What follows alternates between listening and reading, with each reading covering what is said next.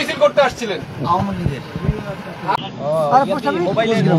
Wallpaper যেটা ওয়ালপেপারে তার ছবি নিয়ে দিনাজপুর থেকে আইছে সংগ্রাম মিছিল করার জন্য। গুলিস্তানে আওয়ামী লীগের যে কেন্দ্রীয় কার্যালয় রয়েছে এখানে আমরা দেখতে পাচ্ছি পুলিশ সদস্যরা এক যুবককে জিজ্ঞাসাবাদ করছে। তারা সন্দেহ করছেন এই যুবক নিষিদ্ধ ঘোষিত সংগঠন আওয়ামী লীগের কর্মী হতে পারেন।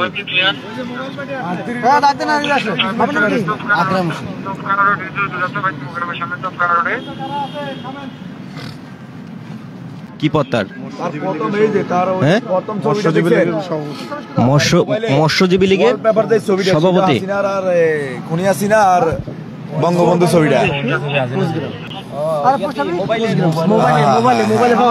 এই যে তার মোবাইলে ওয়ালপেপার যেটা ওয়ালপেপারে তার ছবি নিয়ে দিনাজপুর থেকে আইছে সংগ্রাম মিছিল করার জন্য।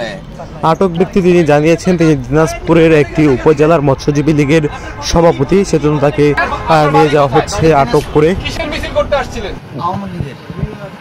আপনার পরিচয়? আমার পরিচয় আমি হচ্ছে আমার বাড়ি দিনাজপুর জেলায় বিরামপুর। এটা তো প্রশাসনিক দায়িত্ব, তো প্রশাসন কি ডিউটি করছে? ধরতে হয় আমাদের, এখানে নাশকতা করতে হয় আমাদের। ৭১ যারা বিরোধী জামাত তারা ঘরে বসে আছে, তাদের ছত্রছায়ায় আওয়ামী লীগ চলতেছে। এখানে বসেছিলাম, দেখলাম যে ইনার যে ফেস, যে আসলে চোরের মন পুলিশ একটা বোঝা যায়। দেখলাম যে ইনি নার্ভাস, এখানে আসলো ছবি তোলার জন্য একটা পায়তারা করতেছে। তখন আমরা সন্দেহজনকভাবে তাকে জিজ্ঞাসা করলাম, সালাম দিলাম, কথা বিনিময় করলাম। তখন তার ফেসবুক আইডিতে ঢুকে দেখলাম তার সম্পূর্ণ পোস্ট হচ্ছে দিনাজপুর জেলা ওয়ার্ডে তার বাবা ছিল চেয়ারম্যান এবং তিনি হচ্ছে মৎস্যজীবী লীগের সহ সাংগঠনিক সম্পাদক, এখন প্রেসিডেন্ট ক্যান্ডিডেট। এই সন্দেহজনক আমরা ওর গায়ে হাতও তুলি নেই, কিছুই করি নেই।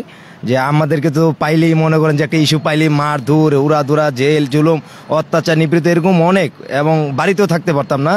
যে অনির্দিষ্টকাল আমরা যে কত রাত যে ধান খেতে, অনেকে দেখছেন এগুলো ছবিগুলো ভাইরাল, আমরা ঘুমাইছি, দিন যাপন করছি, ওইখান থেকে আন্দোলন সাকসেস করছি, স্বৈরাচার বিদায় করছি। আর এখন যদি স্বৈরাচার আইসা হুমকি দেয় যে লকডাউন, তা এটা আমার মুখে আর বলার ভাষা নেই। আমরা এটার জন্য প্রতিহত করার জন্য আমার যুবদলের সহযোদ্ধারা ভাই ব্রাদাররা আছে, যতটুকু সম্ভব আমরা প্রতিহত করবো ইনশাআল্লাহ।